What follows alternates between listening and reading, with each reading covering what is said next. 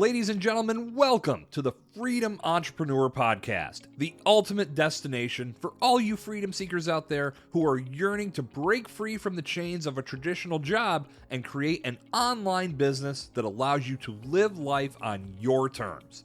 Get ready to unlock the secrets of online business, digital marketing, and be inspired by incredible interviews with those who are already living the dream.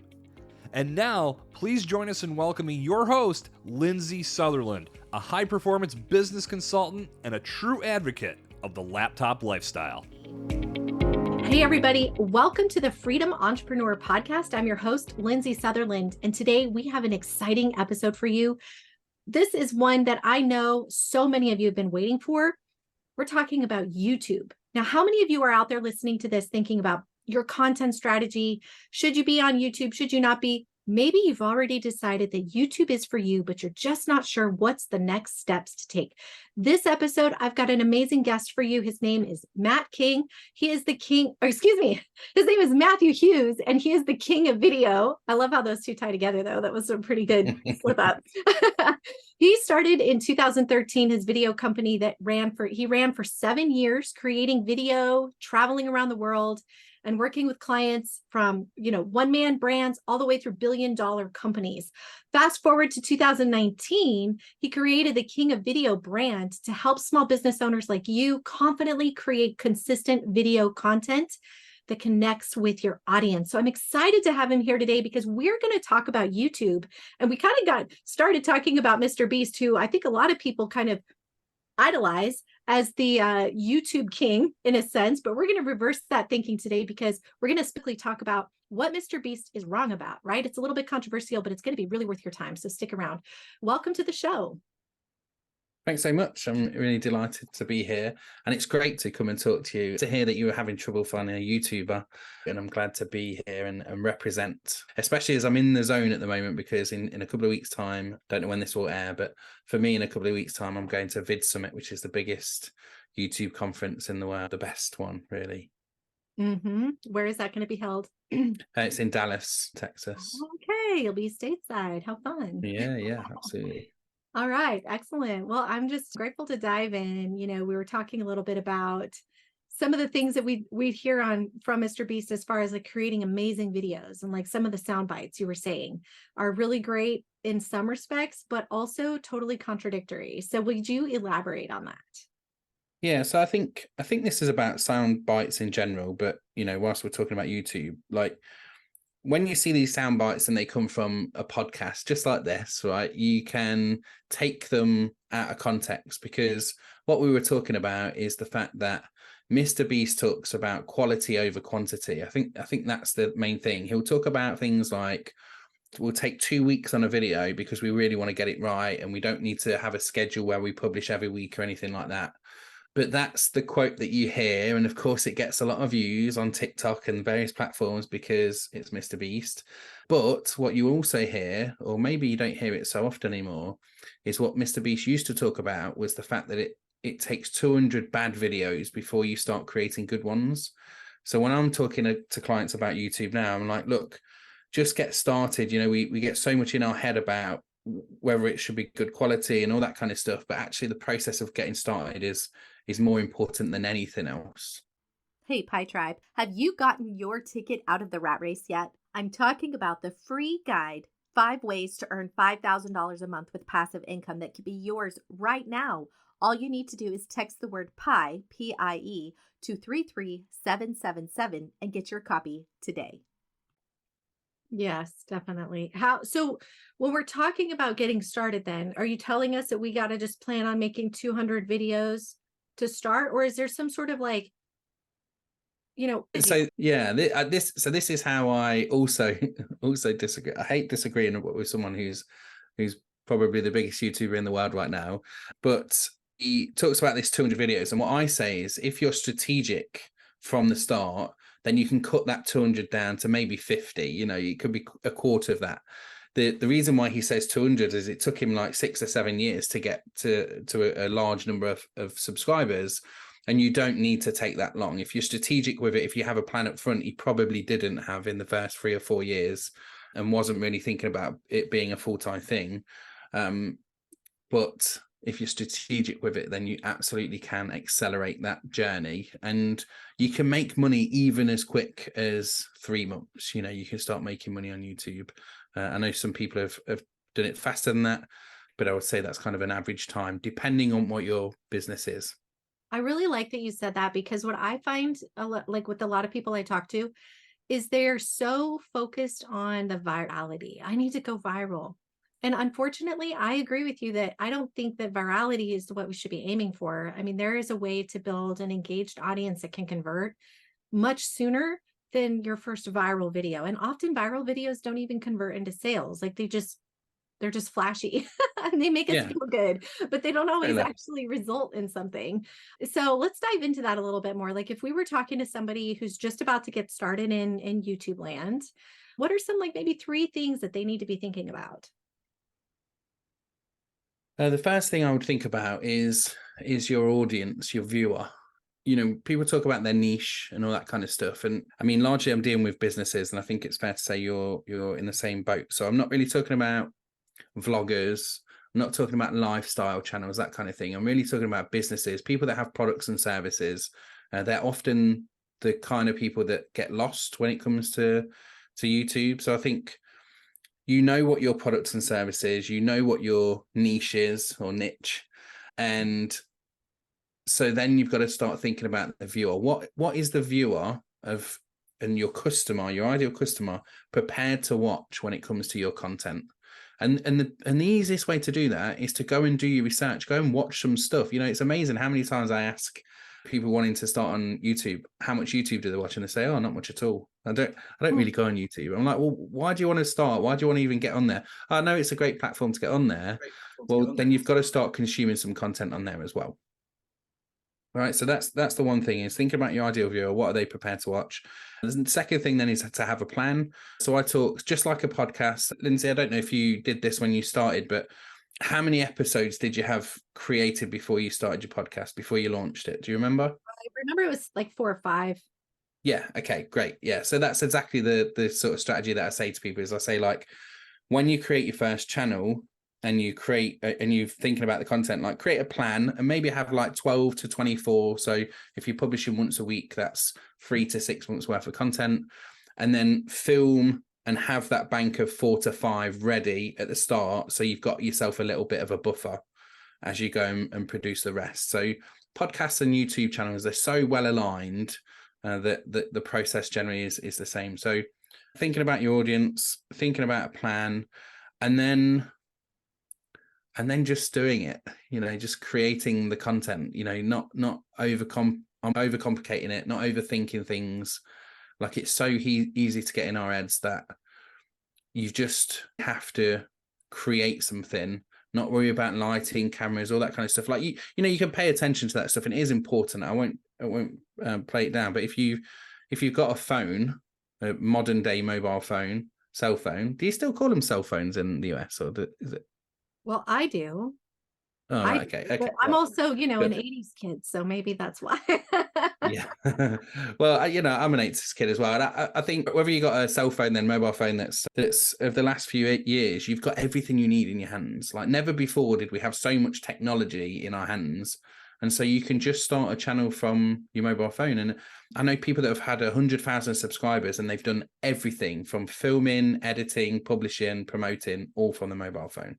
Mm-hmm. Almost the video quality is almost better on the mobile phone than even a webcam. And that's something I see a lot of, like, if we could talk about that, because a lot of the people that watch this, they're content creators, they're coaches. Yeah. They're maybe using like Zoom or Descript. And so you get that, you don't always get that high quality, even though, like you're saying, just get it out there. It's so simple to just use your phone instead and up your quality, but you're doing the same amount of work. Like, you don't have to buy this high-tech video camera equipment. Yeah, sometimes less work using your phone to do this stuff. When I first started doing it, and mobile phones were not necessarily as good quality as they were now, I'd get people to buy the same sort of setup that I've got right now. And it's like a standalone camera, lighting, microphone, all that kind of stuff. And the problem is that people they lose energy. You know, they're setting all this stuff up and they'll go, right, I'm going to film everything on a Saturday. I'm going to start setting all my equipment up. By the time they've set it all up and it's all ready, they're so low energy because it's taken so much. They're so frustrated with the tech. So if you think all you need really is a tripod, something like a Osmo Mobile, DJI Osmo Mobile, or just some simple, $20 tripod from Amazon and your mobile phone, that's it. That's such an easier setup to get started and going than having all this fancy equipment. And just out the box, the quality is just so good. So what about then, like the editing side of it? I mean, that honestly, I'll be really truly honest. That's what kept me from doing YouTube for so long. Was I thought, yeah, I don't even want to deal with editing because I didn't know what it was involved into it. It just assumed that it was going to be this like giant project. And some people really love it. Like my son, he can geek out on that all day long. But me, I'm just like, my eyes want to cross, like, I don't even want to do it. What do you say to people, like, if that's their hurdle to get started?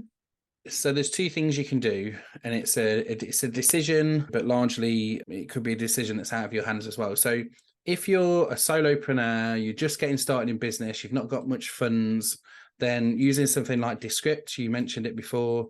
Descript is by far my favorite tool. You can edit on there, you can create the transcripts, you can repurpose your content, create beautiful looking social media content as well from there.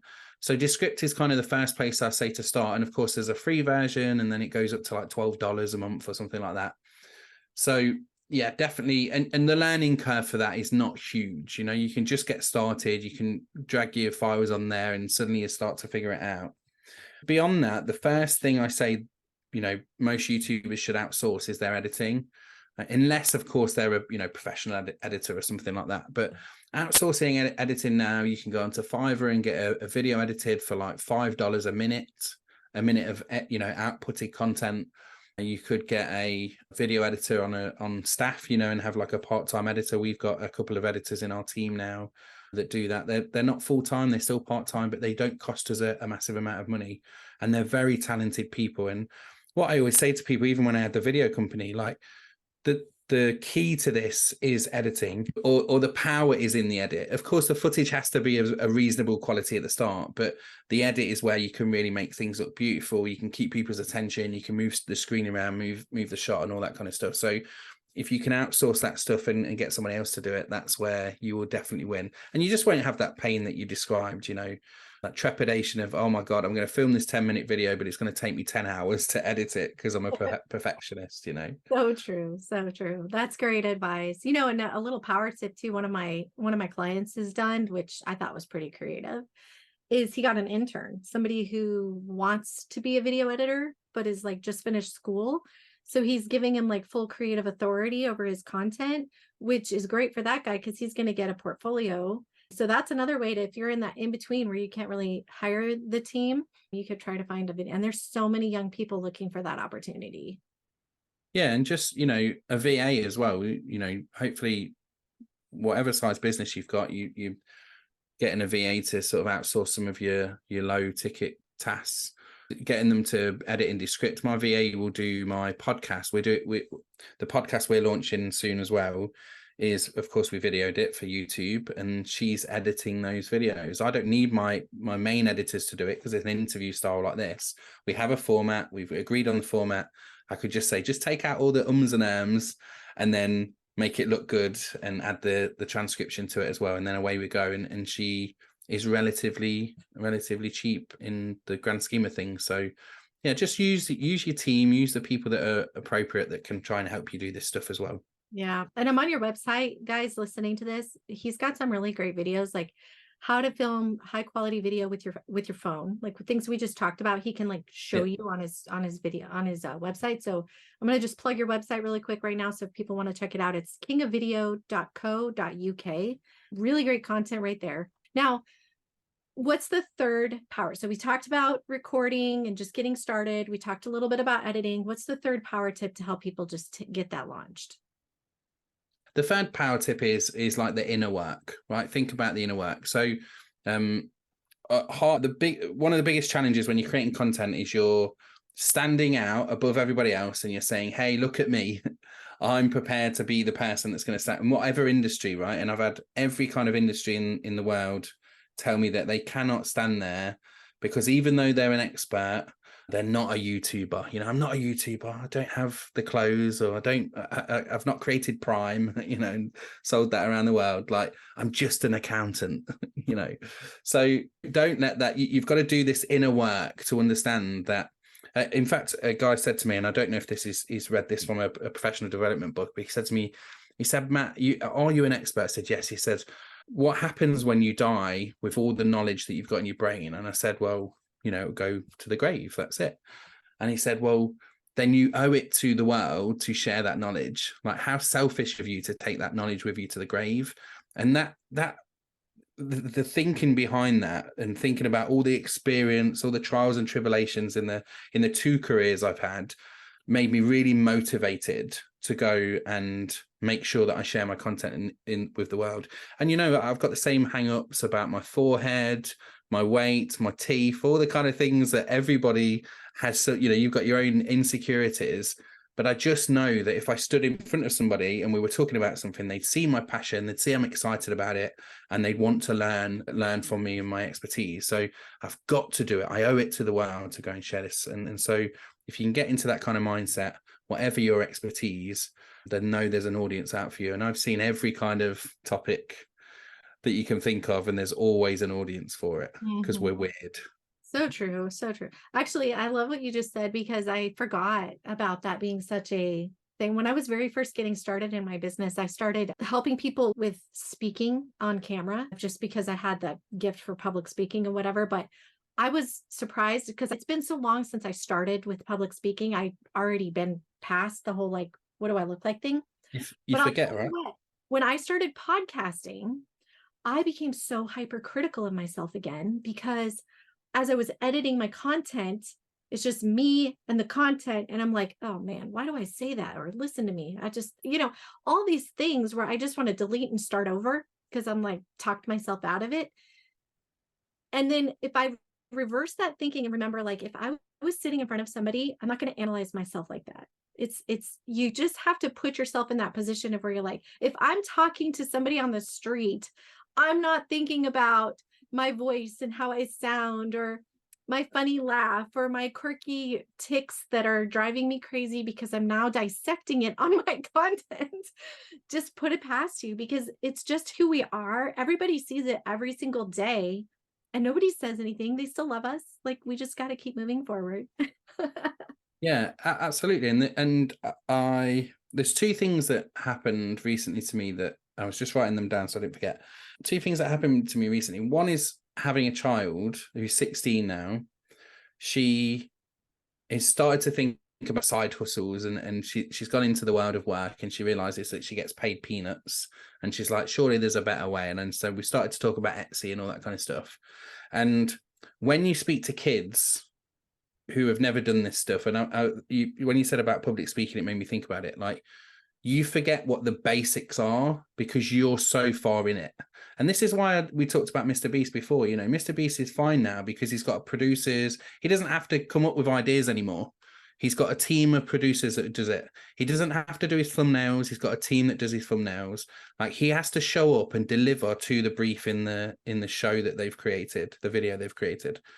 So when you're speaking to kids, like, they ask you the basic questions, the simple questions, and then you remember, oh, I've got to cover all of these things. So then when you translate that to the business world and you think about people coming into your industry, like, I ask people all the time, just give me some of the basic questions you get asked all the time. Lindsay, you'll do it in coaching and stuff, right? You ask them and you think, oh my God, I must have said this 1,000 times. Why is this the case? And I'll just tell everybody to go and create those videos first, like, answer those questions and put them on YouTube.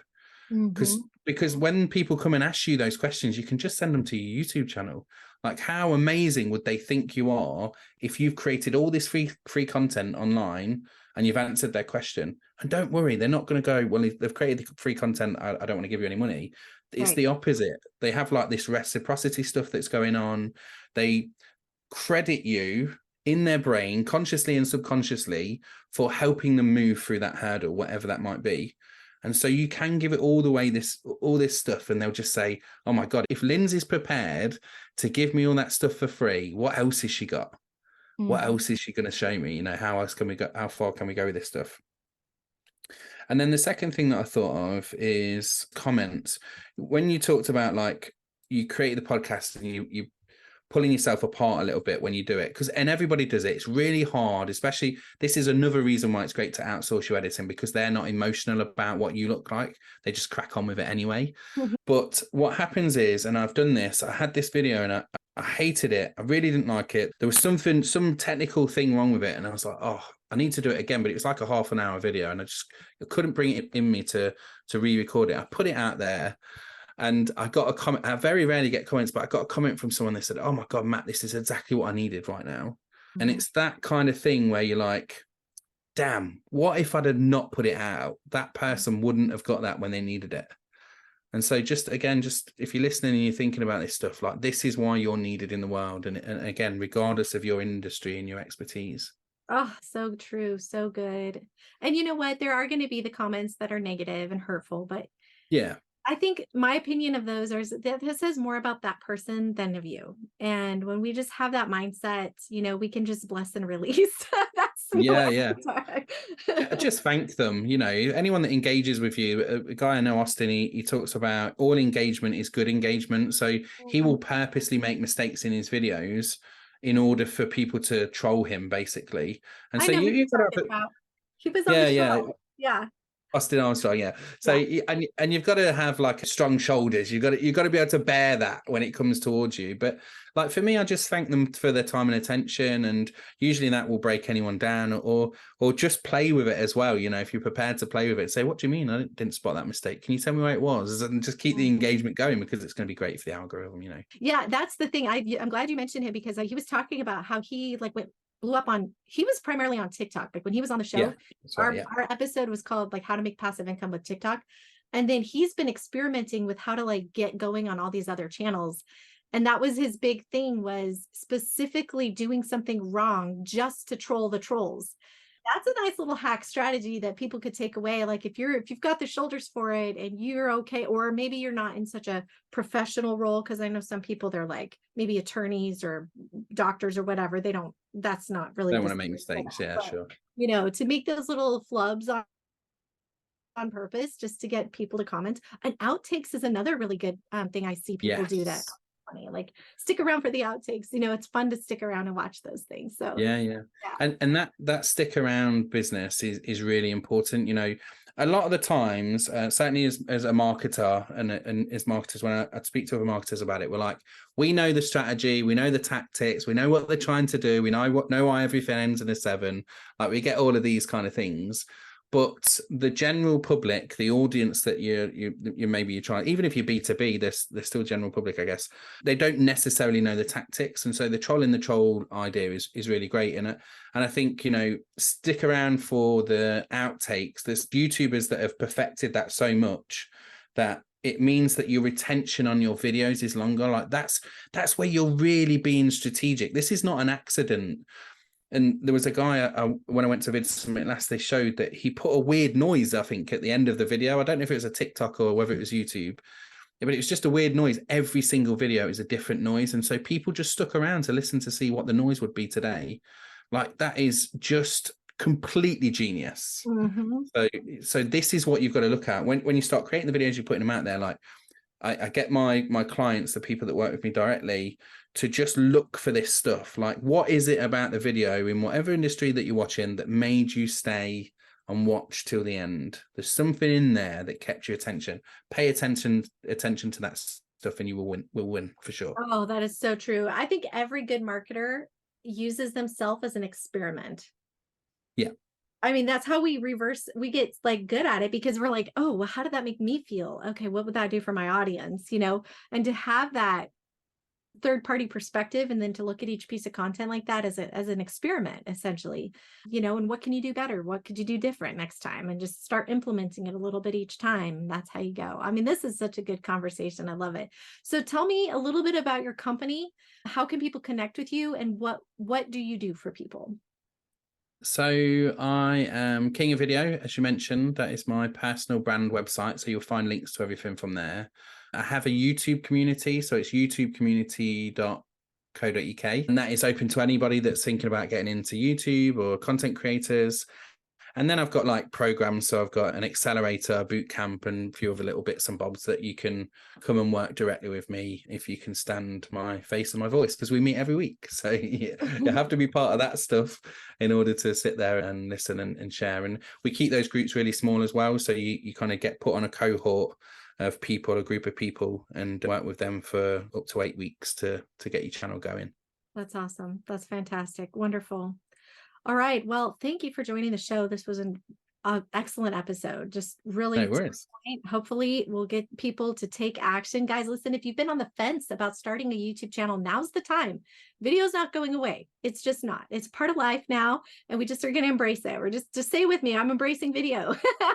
And we're going to jump in and we're going to build our channel. And you can do that with the king of video, Matt Hughes. Thanks so much for joining us, Matt. No worries. Thanks very much, guys. Bye-bye. Thank you for joining us today. If you enjoyed this episode of the Freedom Entrepreneur Podcast, make sure to subscribe, leave us a review, and share the podcast with your fellow freedom seekers. Together, we'll inspire and empower countless individuals to live life on their own terms.